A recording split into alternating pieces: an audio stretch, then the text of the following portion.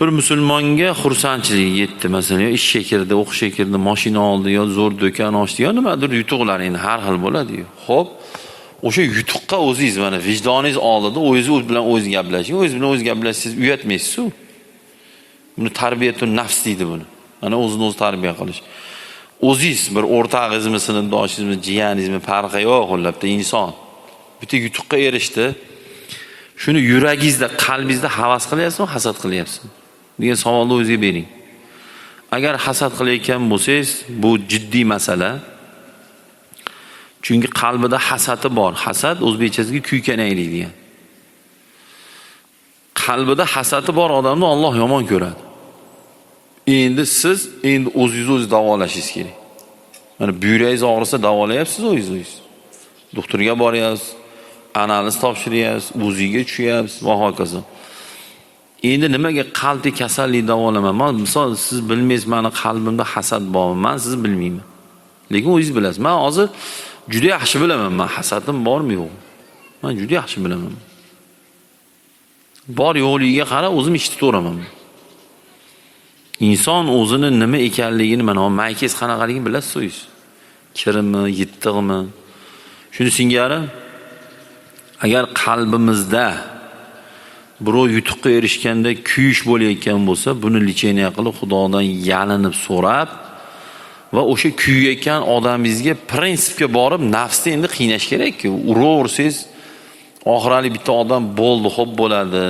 Shu ishni men qildim deyoradi. Yoki bo'pti, qilmagan ishni qildim, yo qilgan ishni bo'pti, qilmadim deyoradi. Uraversangiz-da to'yadi oxir. Nafsni ham rosa qoqish kerak-da. Endi uni qo'lga ushlab bo'lmasa u yaramasdi. Endi uni aytganini teskarisini qilib turib uriladi endi. Masalan, ro'paringizdan ayol kishi chiqsa, nafs qara deydi aniq. Qaramasangiz bitta udar bo'ladi. Endi misol bitta odamga kuydiryapti sizni.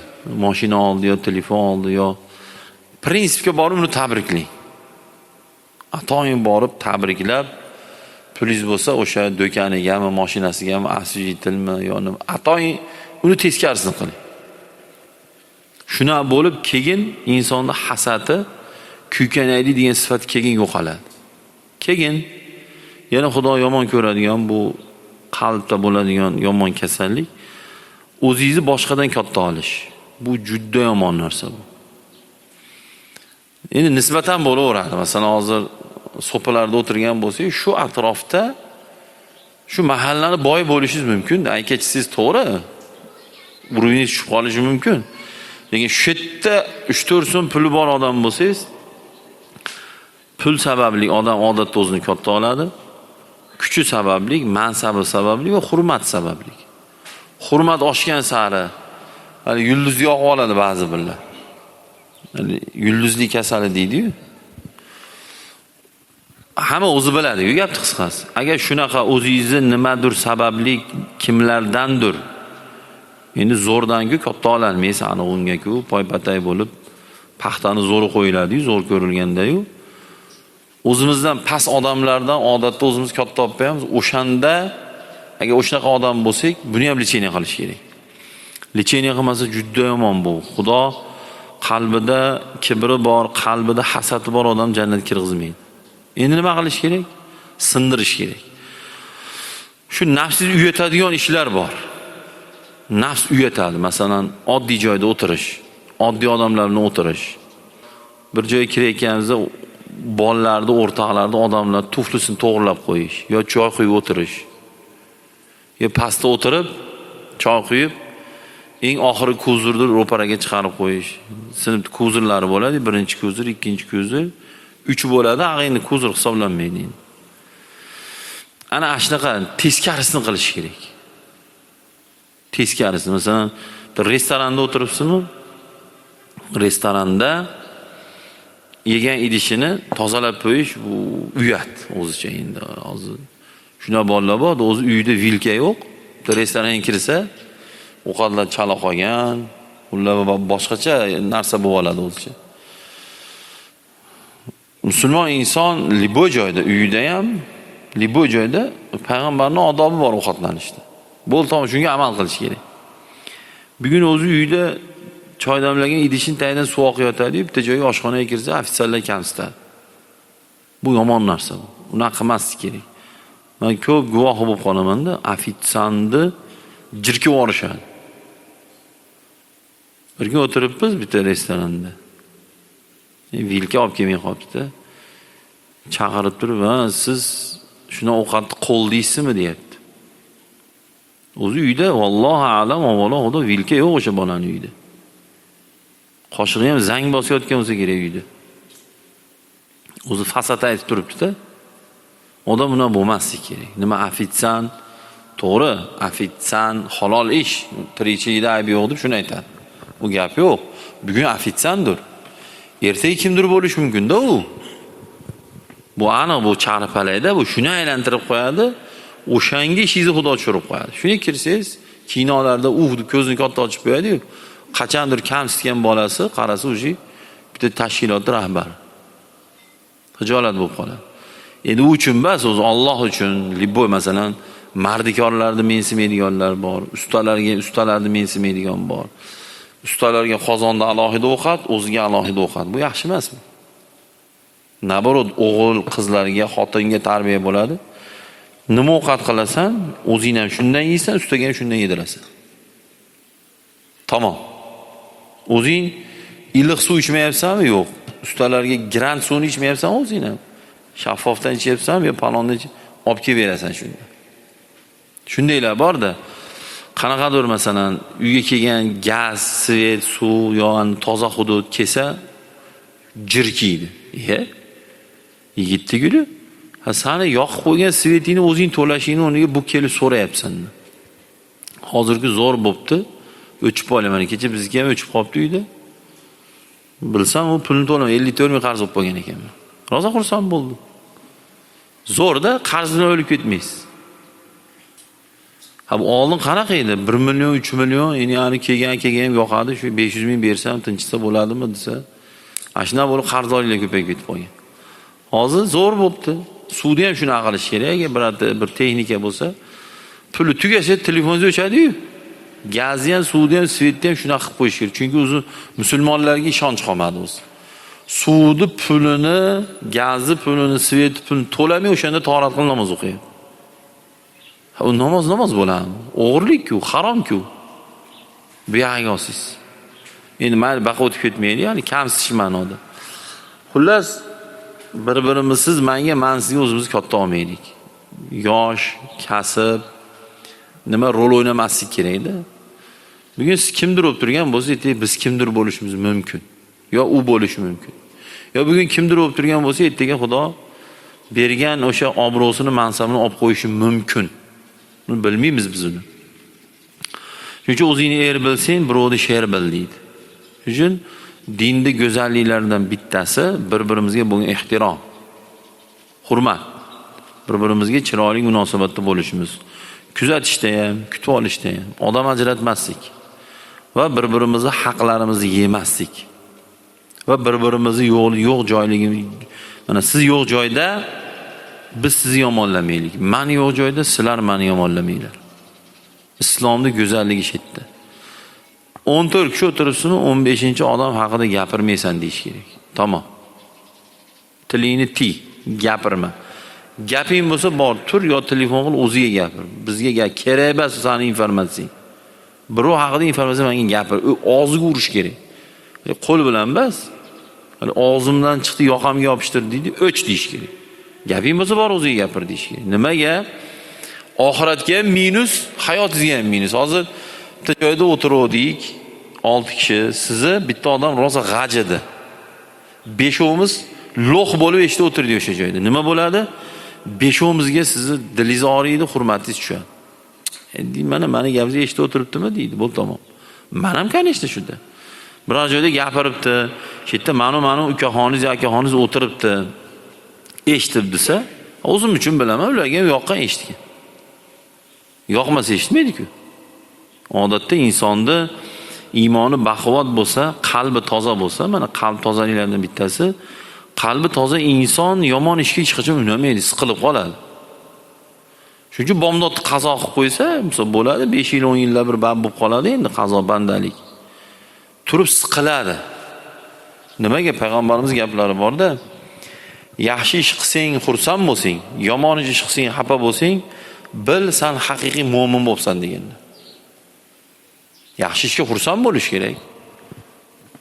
Xursandlik bu riyoga kirmaydi. Yomon ishga dilimiz og'rish kerak edi. Birovni dilini og'ritib qo'yib, pushkin bir jahon yuraversa u ish emasda u.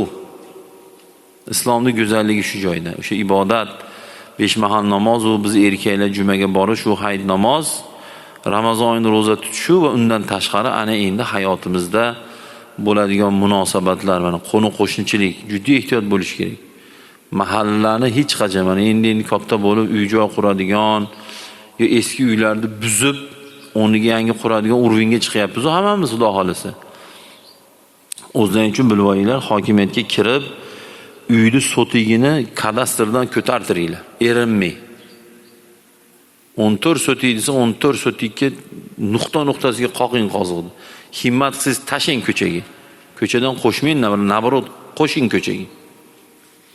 Ko'chani toraytirgani qabri tor bo'ladi. Ko'chani kengaytirgani qabri keng bo'ladi. Eshiklarning tagini hech qachon rishotga qilmaylar. Hech qachon to'sib olmaylar. Nimaga? Mani eshigimni tagi u meniki emas-da u sizlarki u. Hammamizniki u. U trotuar u. Lekin na holatki bir narsa ekkan hayvon bu tegmasligi uchun oldini mayli to'sin, lekin yoni ochiq tursin.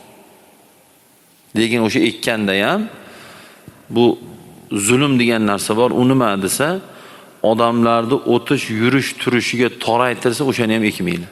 Bundaqa tutlarni ham kesib tashlasa bo'laveradi. Ko'pchilik tutni kesib bo'lmaydir ekanda, nega? Bitta mahallada u 100 yil o'tib qoldi deydi. Hamma kesgani qo'qadi deydi. Menga beringlar, o'tirg'il olib ketaman dedim. U to'q so'yish kerak narsalar deyishar ekan. Tutga nima to'q so'yadi. Lekin fermerni tutib bo'lsa, endi u jinoyat, u boshqacha bo'ladi. O'tinni qoziq qilib qo'yadi, u bo'lmaydi u. Lekin bunaqa fermerga tegishli emas, lekin yo'lni torayib turgan narsalar bo'ladi. Oldin batlari menimcha dala bo'lgan shekilli. O'shalardan qolib ketgan tutlarda bular. Xalaqit qilsa olsa bo'laveradi mashinlarni. Xullas, mana tere ekadi kimdir ko'chani toraytiradi.